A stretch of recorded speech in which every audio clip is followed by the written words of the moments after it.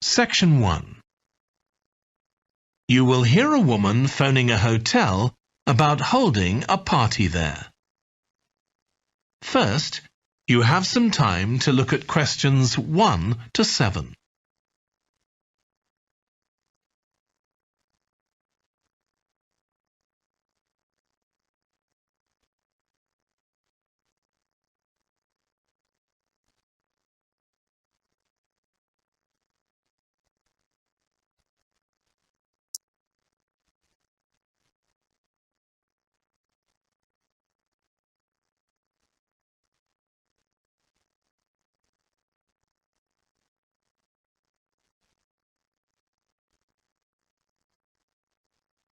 You will see that there is an example that has been done for you. On this occasion only, the conversation relating to this will be played first. Good morning, Clare House Hotel. Andrew speaking. I'm the events manager. Andrew is the events manager. So events has been written in the space. Now we shall begin. You should answer the questions as you listen, because you will not hear the recording a second time. Listen carefully and answer questions 1 to 7. Good morning, Clare House Hotel. Andrew speaking. I'm the events manager. Good morning, Andrew. My name's Samantha. I'm arranging a party for my parents' 50th wedding anniversary, and I'm ringing to ask about hiring a room sometime next September. Also, my parents and several of the guests will need accommodation. OK, I'm sure we can help you with that. Will you be having a sit-down meal or a buffet? Probably a sit-down.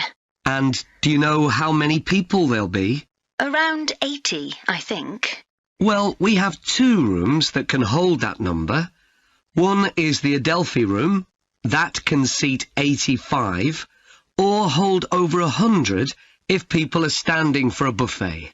Right. If you have live music, there's room for 4 or 5 musicians in the gallery, overlooking the room. Our guests usually appreciate the fact that the music can be loud enough for dancing, but not too loud for conversation. Yes, I really don't like it when you can't talk. Exactly. Now, the Adelphi room is at the back of the hotel, and there are French windows leading out onto the terrace. This has a beautiful display of pots of roses at that time of the year. Which direction does it face? Southwest. So that side of the hotel gets the sun in the afternoon and early evening. Very nice. From the terrace, you can see the area of trees within the grounds of the hotel, or you can stroll through there to the river. That's on the far side, so it isn't visible from the hotel. OK. Then another option is the Carlton room. This is a bit bigger. It can hold up to 110 people. And it has the advantage of a stage, which is useful if you have any entertainment, or indeed a small band can fit onto it. And can you go outside from the room? No, the Carlton room is on the first floor, but on one side the windows look out onto the lake. Lovely. I think either of those rooms would be suitable. Can I tell you about some of the options we offer in addition? Please do. As well as a meal, you can have an MC, a master of ceremonies, who'll be with you throughout the party. What exactly is the MC's function? I suppose they make a speech during the meal, if we need one, do they? That's right. All our MCs are trained as public speakers, so they can easily get people's attention. Many guests are glad to have someone who can make themselves heard above the chatter. And they're also your support. If anything goes wrong, the MC will deal with it, so you can relax. Great. I'll need to ask you about food, but something else that's important is accommodation. You obviously have rooms in the hotel, but do you also have any other accommodation? Like cabins, for example? Yes, there are 5 in the grounds, all self-contained. They each sleep 2 to 4 people and have their own living room, bathroom and small kitchen. That sounds perfect for what we'll need. Before you hear the rest of the conversation, you have some time to look at questions 8 to 10.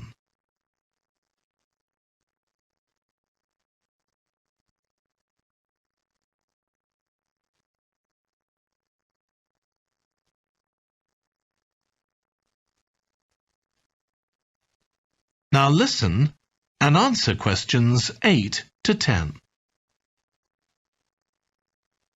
Now, you have various facilities, don't you? Are they all included in the price of hiring the room?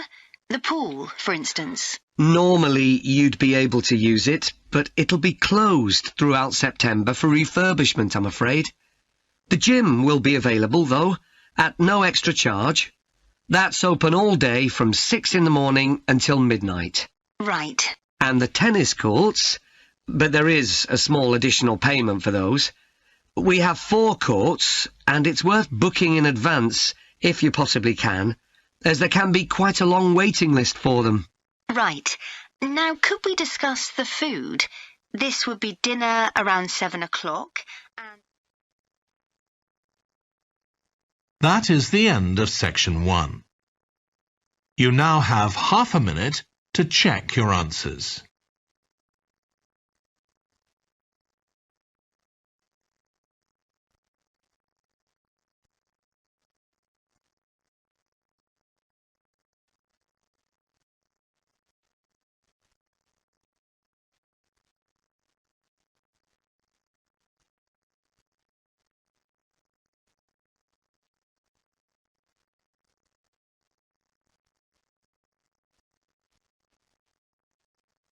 Now turn to section 2.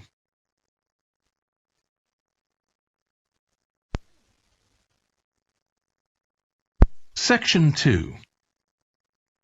You will hear a holiday company representative talking to a group of tourists in a large hotel about things they can do during their holiday. First, you have some time to look at questions 11 to 16.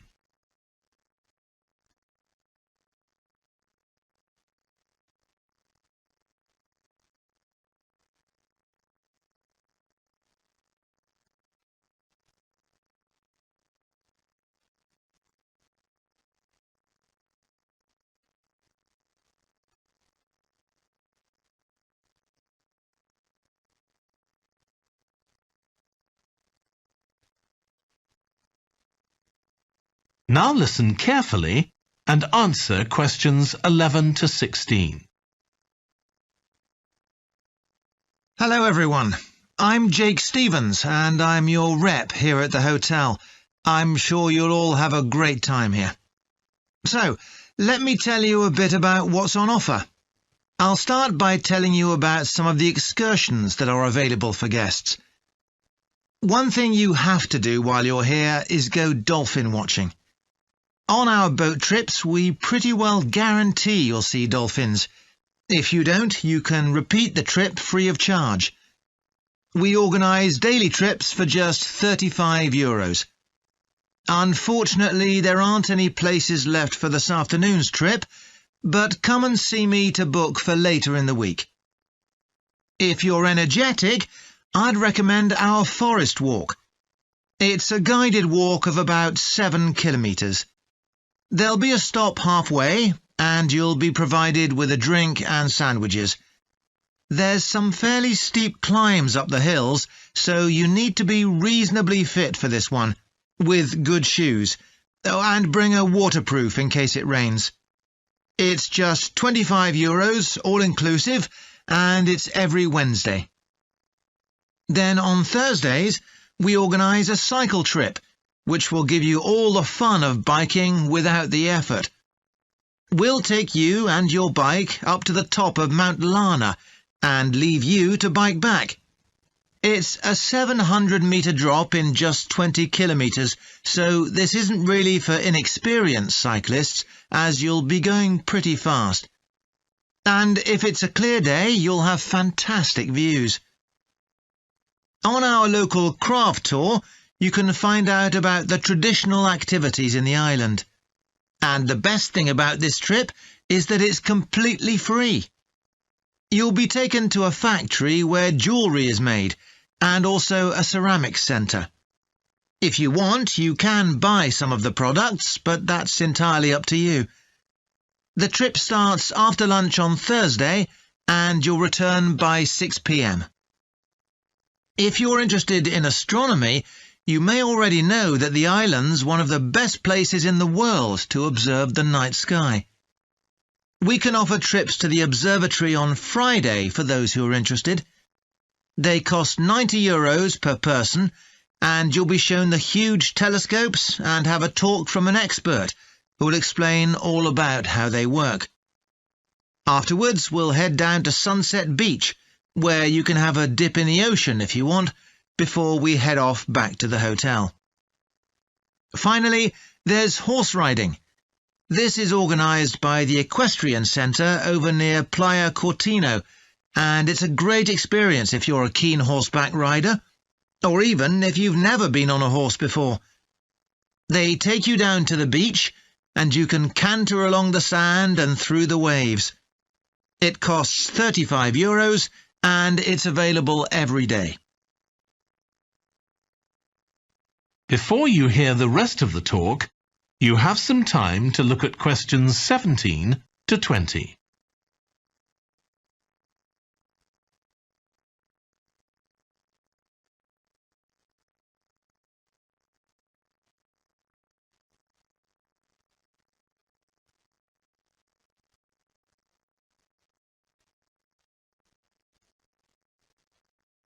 Now listen and answer questions 17 to 20.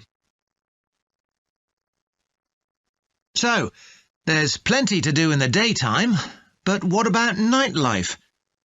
Well, the number one attraction's called Musical Favourites. Guests enjoy a 3-course meal and unlimited free drinks, and watch a fantastic show, starting with musicals set in Paris, and then crossing the Atlantic to Las Vegas, and finally Copacabana. At the end, the cast members come down from the stage, still in their stunning costumes, and you'll have a chance to chat with them. It's hugely popular, so let me know now if you're interested, because it's no good leaving it until the last minute. It's on Friday night. Tickets are just €50 each, but for an extra €10, you can have a table right by the stage. If you'd like to go back in time, there's the Castle Feast on Saturday evening. It's held in a 12th century castle, and you eat in the great courtyard, with ladies in long gowns serving your food. You're given a whole chicken each, which you eat in the medieval way, using your hands instead of cutlery. And you're entertained by competitions where the horseback riders attempt to knock one another off their horses. Then you can watch the dancers in the ballroom and join in as well if you want. OK, so now if anyone has... That is the end of section 2. You now have half a minute to check your answers.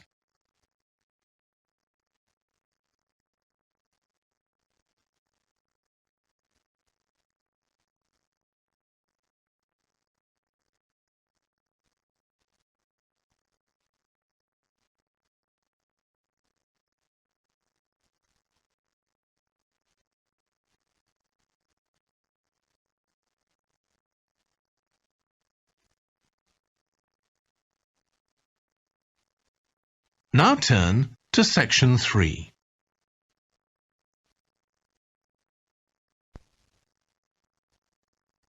Section 3. You will hear Stephanie, who is thinking about taking a 1-year course in children's literature, talking to Trevor, who is currently taking the course. First, You have some time to look at questions 21 to 25.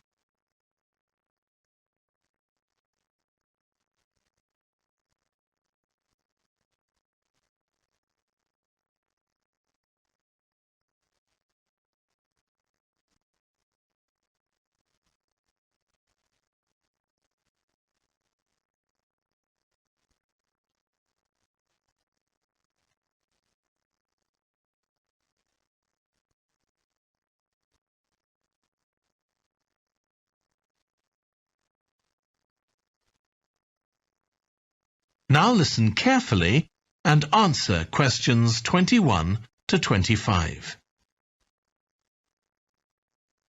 Hello, Trevor. Hello, Stephanie. You said you wanted to talk about the course I'm taking on literature for children. That's right. I'm thinking of doing it next year, but I'd like to find out more about it first. OK, well, as you probably know, it's a 1-year course. It's divided into 6 modules, and you have to take all of them. One of the most interesting ones, for me at least, was about the purpose of children's literature. You mean whether it should just entertain children or should be educational as well? Right, and whether the teaching should be factual, giving them information about the world, or ethical, teaching them values. What's fascinating is that the writer isn't necessarily conscious of the message they're conveying. For instance, a story might show a child who has a problem as a result of not doing what an adult has told them to do, implying that children should always obey adults. Oh, I see what you mean. That module made me realise how important stories are.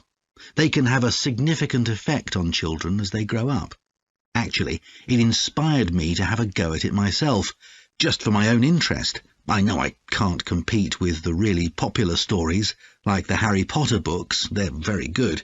And even young kids like my 7-year-old niece love reading them. I'm very interested in illustrations in stories. Is that covered in the course? Yes, there's a module on pictures and how they're sometimes central to the story. That's good. I remember some frightening ones I saw as a child, and I can still see them vividly in my mind years later. Pictures can be so powerful, just as powerful as words. I've always enjoyed drawing, so that's the field I want to go into when I finish the course. I bet that module will be really helpful. I'm sure it will. We also studied comics in that module, but I'm not convinced of their value, not compared with books. One of the great things about words is that you use your imagination, but with a comic you don't have to. But children are so used to visual input on TV, video games and so on. There are plenty of kids who wouldn't even try to read a book, so I think comics can serve a really useful purpose. You mean it's better to read a comic than not to read at all? Yes, I suppose you're right. I just think it's sad when children don't read books. What about books for girls and books for boys? Does the course go into that? Yes, there's a module on it. For years, lots of stories, in English at least, assumed that boys went out and did adventurous things, and girls stayed at home and played with dolls. I was amazed how many books were targeted at just one sex or the other. Of course, this reflects society as it is when the books are written. That's true. So it sounds as though you think it's a good course. Definitely. Before you hear the rest of the discussion, you have some time to look at questions 26 to 30.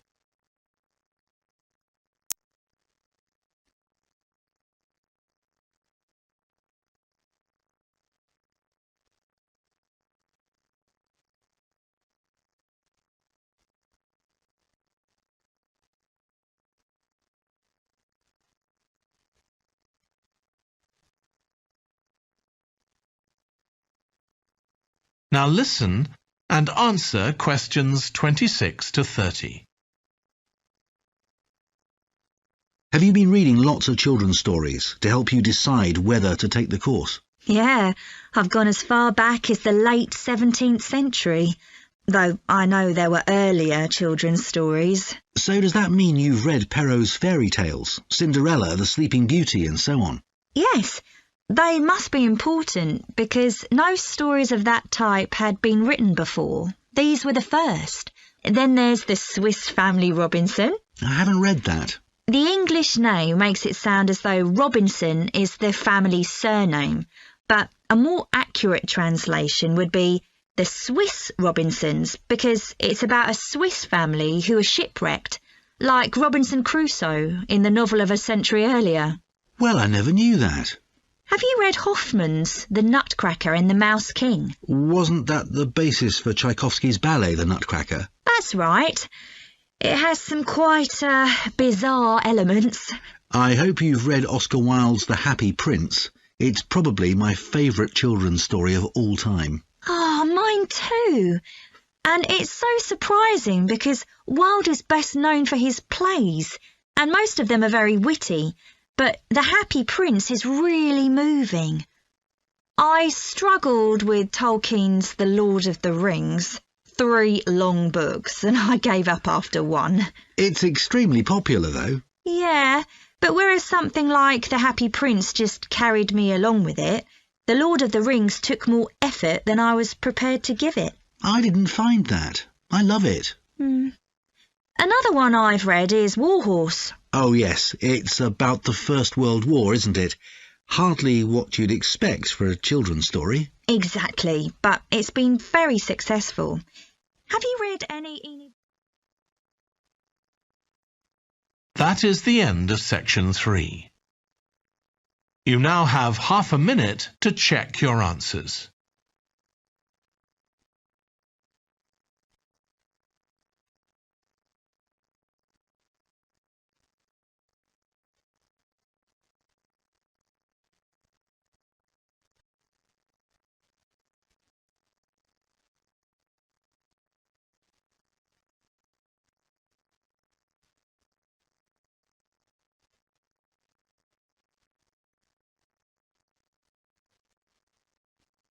Now turn to section 4.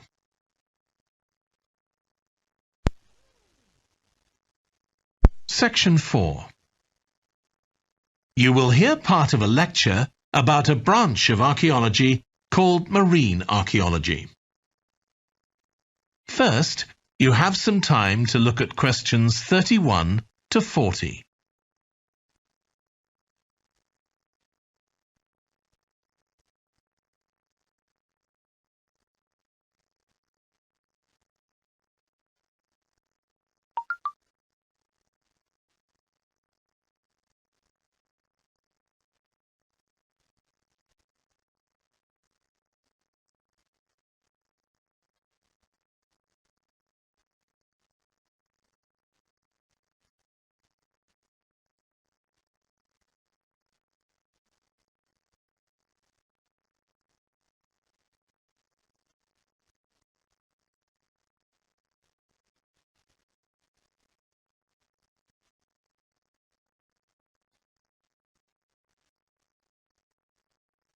Now listen carefully and answer questions 31 to 40.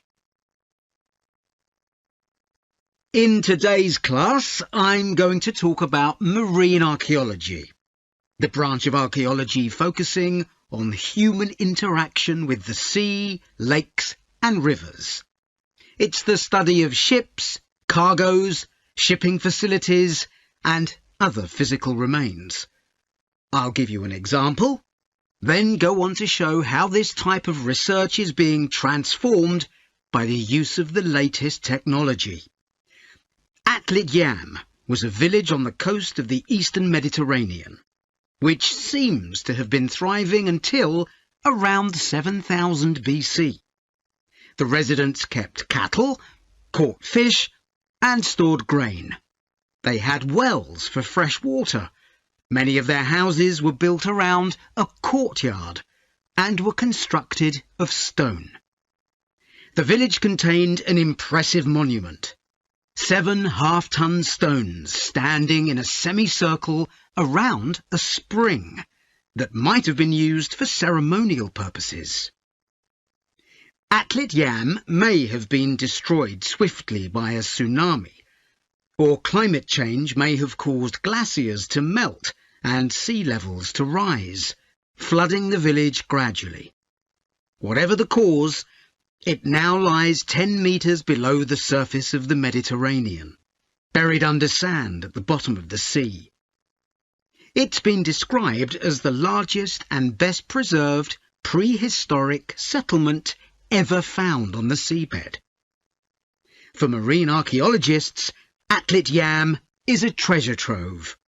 Research on the buildings, tools, and the human remains has revealed how the bustling village once functioned, and even what diseases some of its residents suffered from. But of course, this is only one small village, one window into a lost world. For a fuller picture, researchers need more sunken settlements, but the hard part is finding them. Underwater research used to require divers to find shipwrecks or artifacts, but in the second half of the 20th century, various types of underwater vehicles were developed, some controlled from a ship on the surface, and some of them autonomous, which means they don't need to be operated by a person. Autonomous underwater vehicles, or AUVs, are used in the oil industry, for instance, to create maps of the seabed before rigs and pipelines are installed. To navigate, they use sensors such as compasses and sonar. Until relatively recently, they were very expensive and so heavy that they had to be launched from a large vessel with a winch.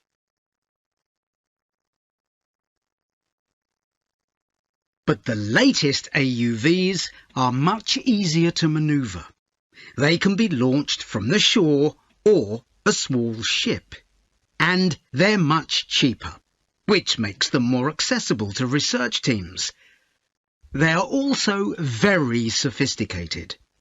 They can communicate with each other and, for example, work out the most efficient way to survey a site or to find particular objects on the seabed.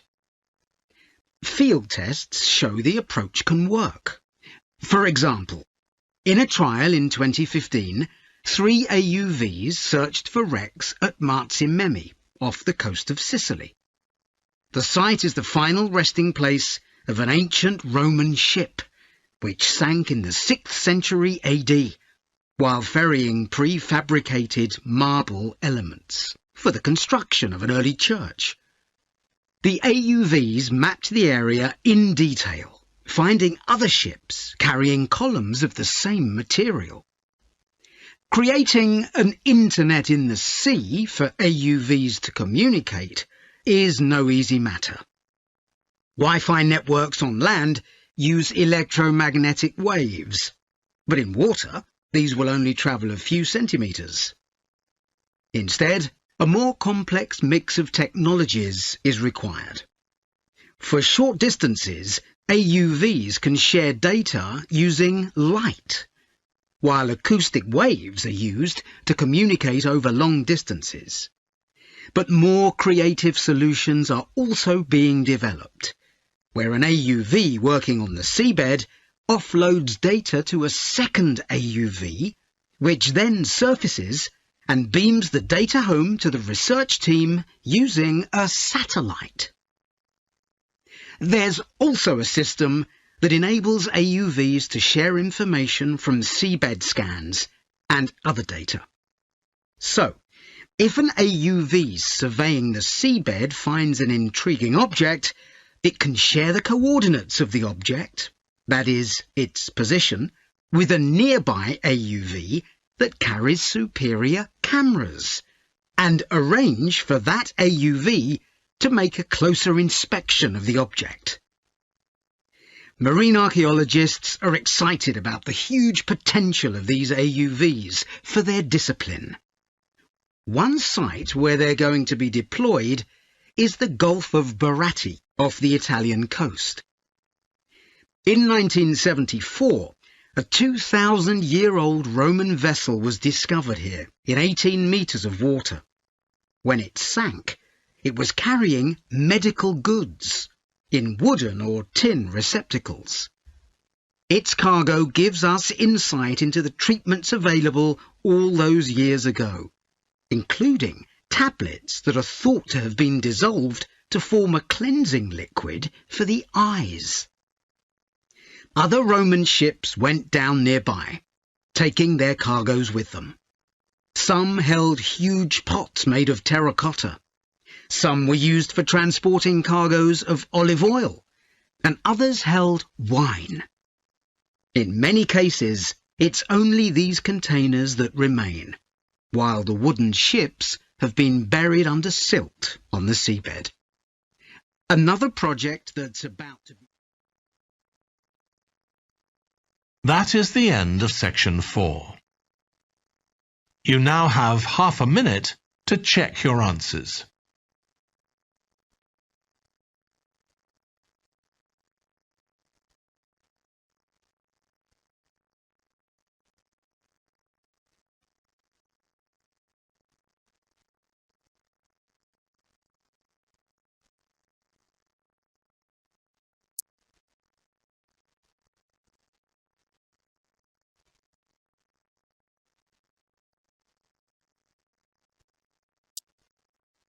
That is the end of the listening test.